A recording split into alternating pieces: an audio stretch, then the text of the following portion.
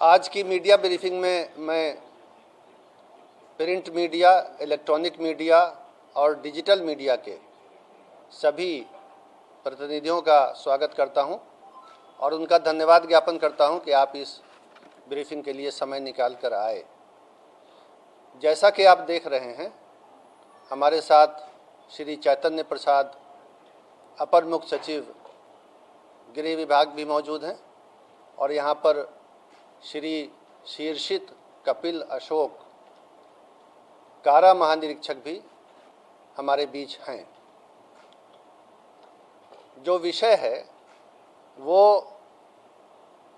आजीवन कारावास पाए हुए बंदियों को नियम के अनुसार परिहार देते हुए कारा मुक्त करने के नियम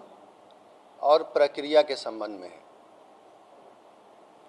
जैसा कि हम आपको बताएंगे, ये नियम, प्रक्रिया और व्यवस्था काफ़ी लंबे अरसे से चली आ रही है, लेकिन कुछ कारणों से अभी अभी ये बहुत ज़्यादा खबरों में आ गया है और पब्लिक डोमेन में इसके रूल्स की, प्रोसेस की जानकारी अधिक नहीं है। तो मैं सबसे पहले ये बताऊंगा कि बिहार में जो नया जेल मैनुअल 2012 वर्ष में बनाया गया था, जिसे बिहार कारा हस्तक 2012 कहते हैं, उसके नियम 474 से 487 में विस्तार से प्रक्रिया दी हुई है, जिसको देखा जा सकता है। उस प्रक्रिया में ये लिखा हुआ है कि जो लोग आजीवन कारावास की सज़ा पा करके जेल में दाखिल हुए, उनको कितने दिनों के बाद कारामुक्त किया जाएगा और किस तरीके से किया जाएगा। और उसमें जो बुनियादी बात है, सबसे पहली बात वो ये है नियम में कि कारा में 14 वर्ष की वास्तविक संसीमन अवधि पूरी होनी चाहिए। यानी कैलेंडर से गिन करके दिन, महीने और साल 14 बरस तो अवश्य, कम से कम 14 वर्ष जेल के अंदर बिताए हों और जेल में अच्छे चाल चलन के लिए, गुड कंडक्ट के लिए परिहार यानी रेमिशन देने का नियम कारा हस्तक में है। तो परिहार समेत 14 वर्ष की अवधि पर परिहार की अवधि जोड़ने के बाद 20 वर्ष की गणना होनी चाहिए। तो ये परिहार जो है ये नोशनल है, ये रिवार्ड पॉइंट है या बोनस पॉइंट है, लेकिन इसकी गणना भी महीने और साल में होती है। तो 14 वर्ष की वास्तविक अवधि और 20 वर्ष परिहार समेत करके जिनको योग्य पाया जाएगा, उनकी कारा मुक्ति पर विचार किया जाएगा। अब उस विचार करने के लिए प्रक्रिया और शर्तें हैं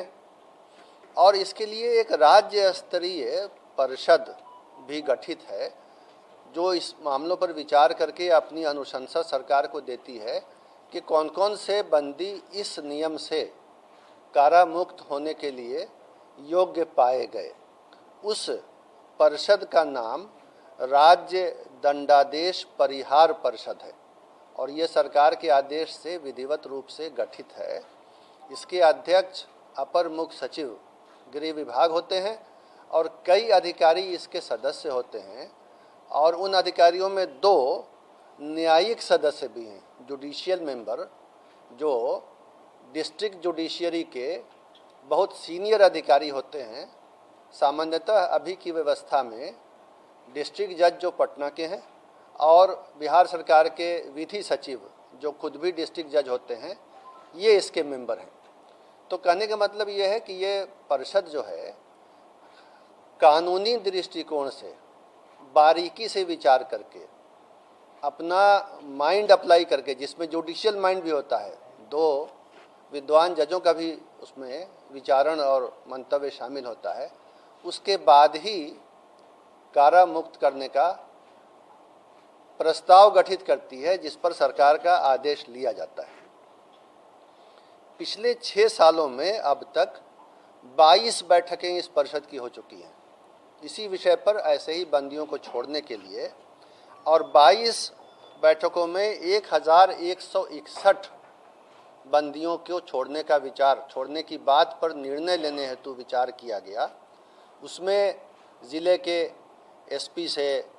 प्रोबेशन ऑफिसर से और ट्रायल कोर्ट के जज से भी रिपोर्ट मंगाई जाती है। कुछ रिपोर्टें कारा मुक्ति के फेवर में होती हैं, कुछ कारा मुक्ति के फेवर में नहीं होती हैं रिपोर्टें। तो अब तक जो पिछले 6 सालों में 22 बैठकों में 1161 बंदियों की रिहाई के लिए विचार हुआ है, उसमें से जो उपयुक्त फिट पाए गए हैं, रिहाई के लिए फिट पाए गए हैं, ऐसे 698 बंदियों को समय समय पर आदेश निकाल के सरकार ने छोड़ा है और वो अब समाज में एक नई जिंदगी बिता रहे हैं। इसके अलावा कुछ और भी नियम है जिसमें अन्य प्रकार के सजा याफ्ता बंदियों को भी छोड़ने के लिए समय समय पर वन टाइम डिसीजन, एक बार का निर्णय लिया जाता है, जो सामान्यतः 26 जनवरी यानी गणतंत्र दिवस, 15 अगस्त यानी स्वतंत्रता दिवस और 2 अक्टूबर अर्थात महात्मा गांधी जयंती के अवसर पर सरकार लेती है। इस बारे में अक्सर भारत सरकार से भी राज्य सरकार को परामर्श यानी एडवाइजरी लेटर प्राप्त होता है। राज्य सरकार उसके आलोक में बंदियों को छोड़ने के लिए शर्तें तय करती है और उनको भी छोड़ा जाता है। अब तक 104 ऐसे बंदियों को विशेष अवसर पर, जो 3 अवसर मैंने आपको बताए, उन अवसर पर कारामुक्त किया गया है, सज़ा में छूट दे करके कारामुक्त किया गया है। और एक बार और ये काम होना है जिसका आदेश संकल्प संख्या 2644 दिनांक 10 अप्रैल 2023 से के माध्यम से गृह विभाग ने निर्गत किया है और उसके अंतर्गत बंदियों की पहचान की जा रही है कि एक बारगी उपाय के तहत 10 वर्ष तक की सज़ा पाए हुए, ये आजीवन कारावास नहीं है, 10 वर्ष या उससे कम की सज़ा पाए हुए बंदी जो प्रथम बार अपराध कारित किए हों, इसके पहले दूसरा कोई अपराध नहीं किए हों, और जिन्होंने कारावास की अवधि के दौरान लगातार अच्छा आचरण बनाए रखा है, उनको प्राप्त सज़ा की अवधि की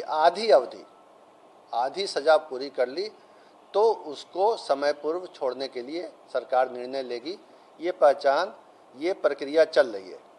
ये सारी प्रक्रियाएं जो हैं, जो मैंने 2 तरह की प्रक्रिया आपको बताई, परिहार परिषद जो राज्य दंडादेश परिहार परिषद है उसके द्वारा जो आजीवन कारावास वाले बंदियों को छोड़ा जाता है और अन्य अवसरों पर अन्य प्रकार के बंदियों को, ये सब चलता रहता है, सामान्य प्रक्रिया है। और इस प्रक्रिया को विभिन्न न्यायालयों ने अपहोल्ड किया है, स्वीकृत किया है और ये एक अच्छी परिपाटी है जिसको राज्य सरकार फॉलो करती है। तो उसके आलोक में अभी जो आदेश निर्गत हुआ है और जो उसमें ये सारे नियम फॉलो किए गए हैं, उसमें किसी के लिए कोई अवधि के बारे में या नियम के बारे में या डीएम और एसपी या ट्रायल जज की रिपोर्ट लेने के बारे में कोई भी किसी के साथ छूट नहीं दी गई है। जिसके बारे में अनुशंसाएं आई, ज़िले के एसपी ने किया, जिसके बारे में डिस्ट्रिक्ट जज या जो ट्रायल जज थे उन्होंने अनुशंसा भेजी कि हाँ छोड़ सकते हैं। एसपी की रिपोर्ट आई, प्रोबेशन ऑफिसर की आई, फिर ये कमेटी बैठी, तब हुआ है। और किसी को इसमें कोई उन मामलों में जो शर्तें हैं बुनियादी, छूट नहीं दी गई है। एक बंदी जो राजनीतिक बंदी हैं, श्री आनंद मोहन का नाम आ रहा है, मीडिया में भी आ रहा है, उनका भी केस अलग कुछ नहीं था। वो उनको भी जो है, उनकी तो 14 वर्ष नहीं 15 वर्ष 9 माह 25 दिन की वास्तविक अवधि पूरी हो चुकी है। 14 वर्ष के बदले 15 वर्ष 9 माह 25 दिन और परिहार सहित अगर जोड़ें तो 22 वर्ष 13 दिन की सज़ा पूरी हुई है। और बाकी बंदियों की भी इसी तरह 14 वर्ष से अधिक और 20 वर्ष से अधिक पूरी हुई है। ये एक सामान्य प्रक्रिया है प्रशासनिक और पहले से चली आ रही है और इसमें किसी तरह का कुछ नियम के पालन में कोई कमी नहीं की गई है। यही बातें आपको बतानी थी और आपने इसको धैर्य के साथ सुना, इसके लिए मैं आपको धन्यवाद देता हूँ।